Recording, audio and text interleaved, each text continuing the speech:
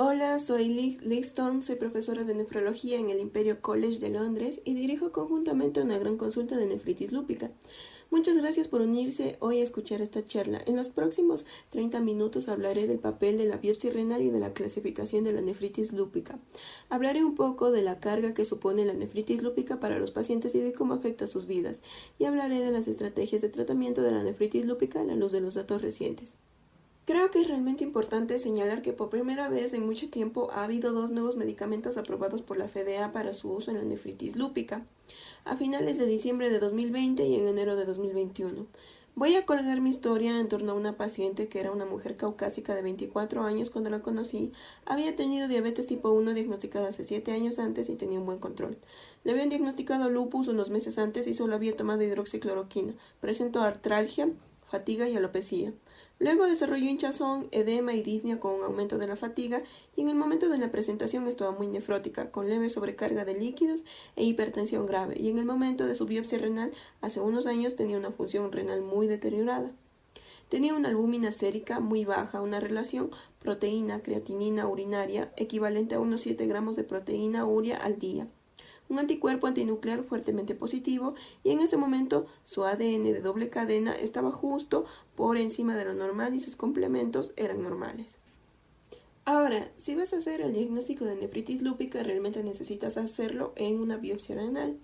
Y el diagnóstico de lupus eritematoso sistémico en general se basa en lo que se conoce como los criterios SLI-CC, y necesitas 4 de los 17 criterios, y debes tener al menos uno de los 11 criterios clínicos y al menos uno de los 6 criterios inmunológicos. Pero cuando esto fue revisado en 2012, dijeron que si tienes hallazgos de biopsia renal para nefritis lúpica y un ANA o un anticuerpo anti-ADN de doble cadena, entonces podrías diagnosticarlo en lo que llamamos criterios independientes. El lupus y la nefritis lúpica están entrelazados. Los pacientes te dirán que a menudo han tenido síntomas durante muchos años antes, y eso suele coincidir si observas seriamente a las personas antes de que reciban el diagnóstico, con un aumento gradual de los autoanticuerpos de lupus. En el momento del diagnóstico inicial, entre el 30 y el 50% no tienen afectación renal, y la nefritis se manifiesta entre el 7 al 31%.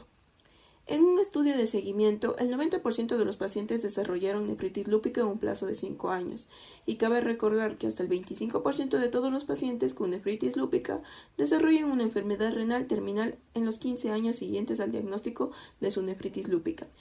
Es una carga enorme, se trata de personas relativamente jóvenes y de hecho, si presentan nefritis lúpica al mismo tiempo, es mucho más probable que sean más jóvenes y que sean hombres. Así que entrar en la fase final de la insuficiencia renal en ese periodo de tiempo es muy mala noticia para el paciente. ¿Cuáles son los síntomas? Bueno, a menudo ocurre que los pacientes no son conscientes de que desarrollan un edema manifiesto, pero si se examina su orina, todos tendrán proteinuria, y hasta un 65% tendrá proteinuria de rango nefrótico.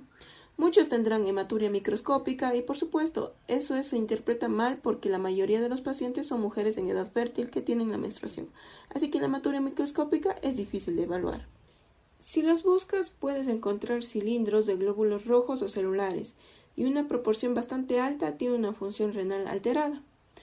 Y volveré a eso en un momento. Es relativamente inusual tener una glomerulonefritis rápidamente progresiva. La hipertensión no es infrecuente y pueden tener anormalidades tubulares con una acidosis, por ejemplo, también bioquímicamente. Por lo tanto, tenemos métodos bastante crudos para evaluar la función renal y la actividad de la nefritis lúpica. En este momento buscamos la proteinuria y en estos días la mayoría de nosotros hacemos PCRs urinarios al azar. Para el propósito de un ensayo clínico, a la gente le sigue gustando el tiempo durante las recolecciones, pero en realidad, si está siguiendo a los pacientes con regularidad, las tendencias de los PCRs en orina, desde mi punto de vista, son perfectamente adecuadas. También quieres mirar la creatinina en serie, y creo que es realmente importante recordar lo que es la función renal normal. En una mujer joven en edad fértil, una creatinina normal sería de alrededor de 60 micromoles por litro. Y a menudo se ven personas que se presentan con creatinina de 80 o 90 y no se aprecia el grado de su disfunción renal. Hay que tener en cuenta que a menudo se trata de mujeres pequeñas, sin músculo, por lo que también tendrán una creatinina más baja. Pero si acaban de recibir una dosis alta de esteroides, eso también puede afectar a su creatinina. No se puede hacer el diagnóstico de nefritis lúpica sin una biopsia renal, y es toda una discusión aparte sobre la frecuencia y el momento. Definitivamente hay que hacer una en la línea de base. Así que si tienes una nueva presentación y crees que es una nefritis lúpica de nueva aparición, deberías ofrecer una biopsia renal, a menos de que haya una muy buena razón para no hacerlo. Yo volvería a hacer una biopsia en el momento del brote, y luego hay todo un debate ahora sobre cuándo alguien esté en remisión se debe rebiopsiar. Y los datos ligeramente preocupantes de Marsella, de Rosa, que sugieren que lo que pensamos que es remisión a menudo no es remisión en la biopsia. Y a la inversa, tenemos datos que muestran que los pacientes que parecen tener actividad persistente a menudo tienen remisión histológica. Por lo tanto, creo que en las biopsias repetidas van a ser frecuentes, aunque todavía no son obligatorias. No todas las nefritis lúpicas necesitan un tratamiento agresivo. Trataríamos una nefritis lúpica de clase 2 en base a la enfermedad extrarrenal, no a su enfermedad renal, y si hay cambios realmente crónicos con poca inflamación, no aumentaríamos la inmunosupresión. Así que para hacer el diagnóstico hay que hacer una biopsia renal y clasificamos la nefritis lúpica utilizando la clasificación ISN-RPS de 2003.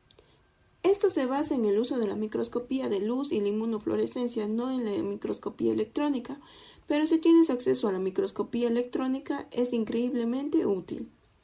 Y hacemos el diagnóstico. Miramos dónde hay proliferación o no, así que una nefritis lúpica de clase 1 parece normal en la microscopía de luz, pero se ve depósito de inmunoglobulina y complemento en inmunofluorescencia. La clase 2 hay proliferación mesangial y depósitos mesangiales, y las que tratamos son las de clase 3, clase 4 y clase 5. Así que la clase 3 y la clase 4 son producidas por anticuerpos que se depositan en el lado endotelial de la membrana basal glomerular. Estimulan una reacción celular y se infiltran, así que terminan con una proliferación endocapilar y a veces con una proliferación capilar extra, es decir, semilunas, y se ve el depósito de inmunoglobulinas y complemento en la pared capilar. Clase 5. Los depósitos están en el lado podocitario o epitelial en la membrana basal glomerular y se ve en un típico patrón membranoso de depósito de inmunoglobulina y complemento, y se puede tener una proliferativa y clase 5 juntas. Y puedes ver en la clase 3 o en la clase 4 si son principalmente lesiones activas, por lo que la proliferación celular activa, o si hay lesiones crónicas que son cicatrices glomerulares. Solo se habla de lesiones glomerulares, pero los patólogos deben informar de la inflamación intersticial vascular y tubular y de la cicatrización intersticial tubular general también. Por lo tanto, ha habido desafíos a esta clasificación. Lo que hizo bien frente a las clasificaciones anteriores fue que era clara, concisa y muy funcional, y eliminó algunas superposiciones confusas. Pero las definiciones exactas carecían de precisión, y había cierto debate sobre ciertas separaciones que se consideraban redundantes. Así que en el 2018 hubo una reunión de consenso solo de patólogos, no de clínicos, con el objetivo de hacer pequeños ajustes y mejoras a la clasificación.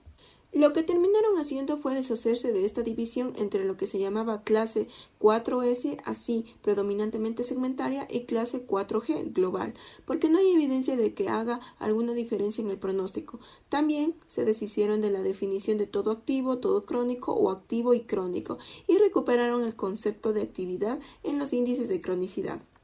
Así pues, nuestra paciente se sometió a una biopsia renal, como era de esperar, y en aquel momento todavía utilizábamos la clasificación tradicional. Ella tenía una clase 4G florida, así que las lesiones globales en todos sus glomérulos se podían apreciar. Todo estaba activo, no había lesiones crónicas, tenía infiltración de macrófagos en los glomérulos y no había cicatrización intersticial crónica. Así que a pesar de su deterioro de la función renal, todo esto era muy agudo.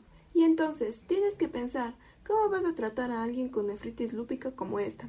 A su favor, ella es blanca, es mujer, ella no tiene daño crónico y ella no presentaba semilunas.